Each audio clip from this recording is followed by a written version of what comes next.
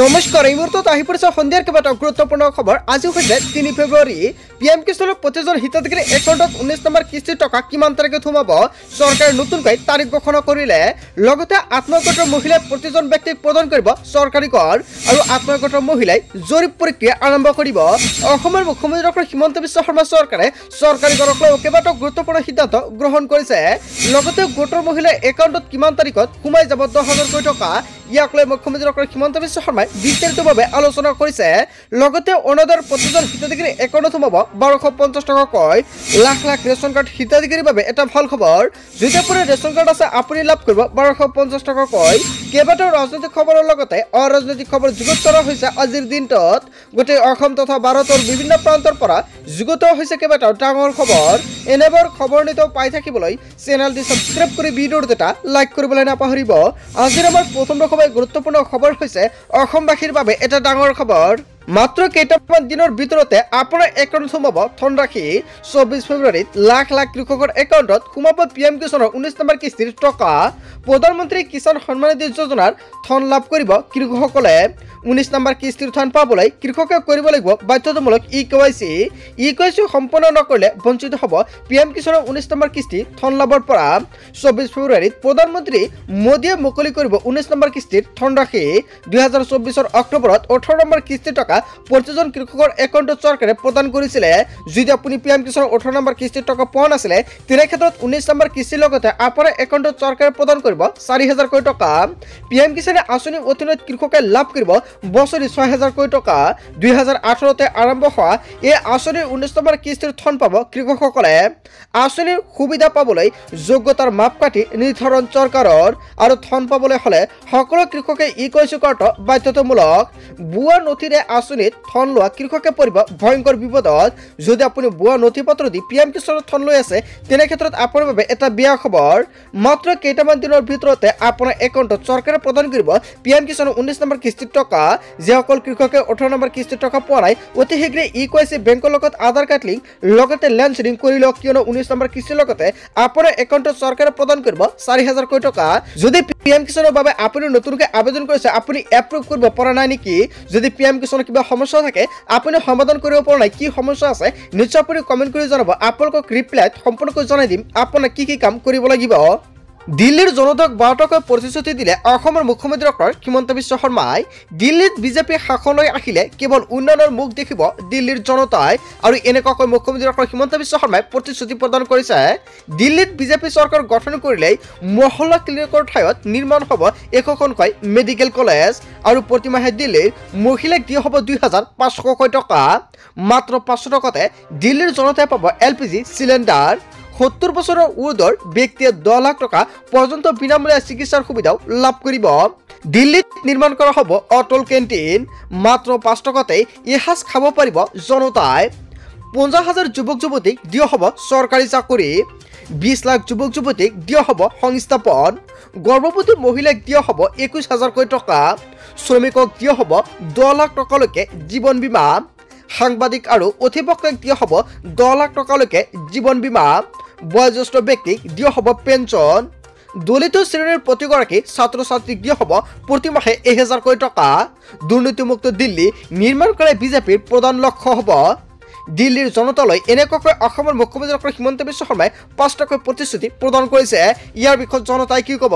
যদি জনতাৰ কিবা মন্তব্য কৰিব লগা থাকে আপোনালোকৰ মন্তব্যটো নিশ্চয় কমেণ্ট বক্সত জনাব। তাৰপিছত অসমবাসী ৰাজক জনাইছো আমাৰ পৰৱৰ্তী খুবেই গুৰুত্বপূৰ্ণ খবৰ। লগতে ডাঙৰ খবৰ ৰাজ্যবাসীৰ বাবে 15 টাকৈ বৃহৎ ঘোষণা কৰিছে অসমৰ মুখ্যমন্ত্ৰী ডক্টৰ হিমন্ত বিশ্ব শৰ্মাই। চৰকাৰী কৰ্মচাৰীৰ পৰা লাখপতি বাইদেউ লগতে মিছন বসুন্ধৰালৈকে আছে কেইবাটাও ফল খবৰ। কেৱল এয়াই নহয়, মিছন বসুন্ধৰাক লৈও কেবিনেটে আনিলে এটা সুখবৰ। আপোন ঘৰ আঁচনিৰ জৰিয়তে 30 লাখ টকা পৰ্যন্ত ল'ব পাৰিব গৃহ ঋণৰ সুবিধা। চৰকাৰী কৰ্মচাৰীলৈ বৃহৎ ঘোষণা কৰিছে অসমৰ মুখ্যমন্ত্ৰী ডক্টৰ হিমন্ত বিশ্ব শৰ্মাই। পূৰ্বৰ 15 লাখ টকাৰ পৰিৱৰ্তে 30 লাখ টকালৈকে হ্ৰাস কৰা হ'ব ঋণৰ পৰিমাণ। আৰু মিছন বসুন্ধৰা আবেদনৰ শেষ তাৰিখ হৈছে 15 ফেব্ৰুৱাৰীলৈকে। আৰু মিছন বসুন্ধৰা যদি আপুনি এতিয়ালৈকে আবেদন কৰা নাই নতুনকৈ আকৌ আবেদন কৰিব পাৰিব, কিয়নো তাৰিখটো বৃদ্ধি কৰা হৈছে। যিসকলে এতিয়ালৈকে আবেদন কৰা নাই সেইসকল লোকে 15 ফেব্ৰুৱাৰী পৰ্যন্ত কৰিব পাৰিব আবেদন। মিছন বসুন্ধৰাৰ বাবে ST SC সকলে দিব নালাগে 3 প্ৰজন্মৰ প্ৰমাণপত্ৰ। লগতে গোৰ্খা আৰু চাহ জনগোষ্ঠীয় লোকসকলে দিব নালাগে 3 প্ৰজন্মৰ প্ৰমাণপত্ৰ। জন্মৰ প্ৰমাণপত্ৰৰ পৰা ৰেহাই পালে মৰাণ মটক আৰু কোচ ৰাজবংশীসকলেও চুতীয়া আৰু আহোম সকলোকে প্ৰমাণপত্ৰৰ পৰা ৰেহাই ৰাজ্য চৰকাৰৰ ৰাজ্যৰ ধৰ্মীয় উপাসনা স্থলীলৈ 3 লাখ টকালৈকে দিব চৰকাৰে ৰাজ্যিক কেবিনেট বৈঠকত অসমৰ মুখ্যমন্ত্ৰী ডক্টৰ হিমন্ত বিশ্ব শৰ্মাই ডাঙৰ সিদ্ধান্ত গ্ৰহণ কৰিছে অসমৰ 25,000 মন্দিৰ আৰু নামঘৰক 3 লাখ টকাকৈ দিব চৰকাৰে প্ৰথম কিস্তিত 1.5 লাখ আৰু দ্বিতীয় কিস্তিত 1.5 লাখকৈ টকা দিব চৰকাৰে ৰাজ্যিক কেবিনেটে ধৰ্মীয় উপাসনা স্থলীৰ বাবে লৈছে কেইবাটাও বৃহৎ ঘোষণা তিনিচুকীয়াৰ 3খন প্ৰস্তাৱিত বনাঞ্চলক ৰাজহুৱালৈ পৰিৱৰ্তন কৰা হ'ব আৰু এতিয়াৰ পৰা নগৰ অঞ্চলৰ মহিলাই লাভ কৰিব প্ৰতিমাহে 10,000 টকা হয় বন্ধু-বান্ধৱীসকল মহিলাসকলৰ বাবে অসমৰ মুখ্যমন্ত্ৰী ডক্টৰ হিমন্ত বিশ্ব শৰ্মাৰ চৰকাৰে কেইবাটাও গুৰুত্বপূৰ্ণ সিদ্ধান্ত গ্ৰহণ কৰিছে নগৰ অঞ্চলৰ মহিলাৰ বাবে লোৱা হ'ল এই বিশেষ আঁচনি গ্ৰাম অঞ্চলৰ দৰে নগৰ অঞ্চলৰ মহিলাই গঢ়ি তুলিব পাৰিব উদ্যোগ আৰু চহৰ অঞ্চলৰ 2 লাখ মহিলাক সামৰি লোৱা হ'ব এই আঁচনিত সমজিলাৰ আৰক্ষী অধীক্ষকক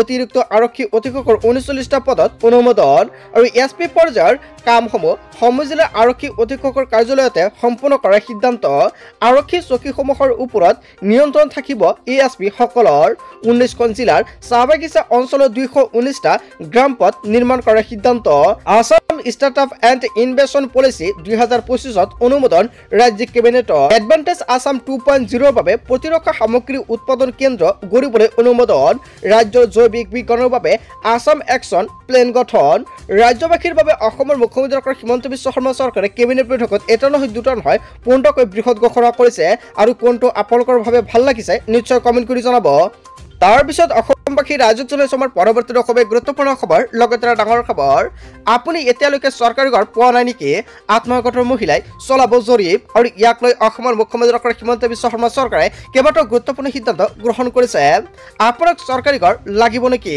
চৰকাৰী ঘৰ পোৱাটো এতিয়া আপোনালোকৰ বাবে অতি সহজ হৈ পৰিব কোনে কোনে পাব চৰকাৰী ঘৰ অসমৰ প্ৰতিজন লোকৰে থাকিব পকী ঘৰ চৰকাৰী ঘৰক লৈ সলনি হ'ল কেইবাটাও নতুন নিয়ম এইবাৰ 3 লাখতকৈ অধিক লোকে পাব বিনামূলীয়া চৰকাৰী পকী ঘৰ চৰকাৰে আপোনালৈ লৈ আহিছে 16,159 কোটি টকাৰ বিশেষ উপহাৰ আধাৰ কাৰ্ড আৰু এখন ফটোৱে সলাই পেলাব আপোনাৰ জীৱন 3,88,000 নতুন PMUR গৃহ নিৰ্মাণত অনুমোদন কেন্দ্ৰৰ 2025 বৰ্ষতে 3 লাখতকৈ অধিক চৰকাৰী ঘৰ নিৰ্মাণ হ'ব আধাৰ কাৰ্ড থকা লোকসকলে আবেদন কৰিব পাৰিব চৰকাৰী ঘৰৰ বাবে দুচকীয়া বাহন থাকিলেও পাব আপুনি চৰকাৰী ঘৰ মাহিলী উপাৰ্জন 15,000 টকা হলে পাব চৰকাৰী ঘৰৰ সুবিধা আছে মাটি থাকিলেও পাব বিনামূলীয়া চৰকাৰী ঘৰ 3,88,000 চৰকাৰী ঘৰৰ বাবে খৰচ কৰিব 9,726 কোটি টকা 90% খৰচ কৰিব মোদী চৰকাৰে আৰু ৰাজ্য চৰকাৰে খৰচ কৰিব 10% জৰীপত নাম অন্তৰ্ভুক্ত নোহোৱাসকলৰ বাবে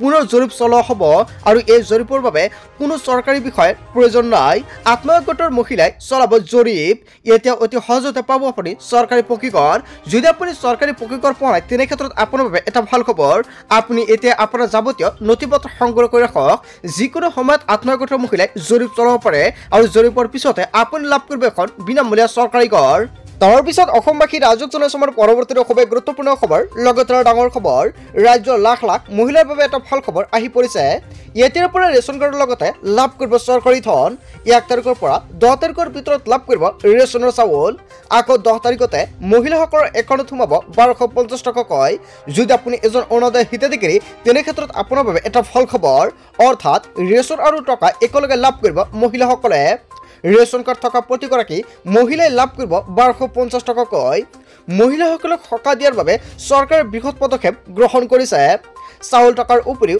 দৰিদ্ৰ পৰিয়ালে লাভ কৰিব চৰকাৰী ধন নতুনকৈ ৰেচন কাৰ্ড পোৱা দৰিদ্ৰ হিতাধিকাৰীসকলে লাভ কৰিব চৰকাৰী ঘৰ নতুনকৈ 7 লাখ লোকে লাভ কৰিব বিনামূলীয়া চৰকাৰী ঘৰ সুবিধা আপুনি যদি এতিয়ালৈকে চৰকাৰী ঘৰ পোৱা নাই তেনে ক্ষেত্ৰত আপোনাৰ বাবে এটা ভাল খবৰ মুখ্যমন্ত্ৰী আৱাস যোজনাৰ অধীনত লাভ কৰিব এই বিনামূলীয়া ঘৰসমূহ শীঘ্ৰে সাজু কৰক আপোনাৰ নথিপত্ৰ ৰাজ্যৰ লাখ লাখ মহিলাৰ বাবে এটা ভাল খবৰ বন্ধু-বান্ধৱীসকল গোটেই অসম তথা ভাৰতৰ বিভিন্ন প্ৰান্তৰ পৰা যুগুত হৈছে কেইবাটাও ডাঙৰ খবৰ এনেবোৰ খবৰ নিতৌ পাই থাকিবলৈ চেনেলটি সাবস্ক্ৰাইব কৰি ভিডিঅ'টো এটা লাইক কৰিবলৈ নাপাহৰিব so thank you for watching full video'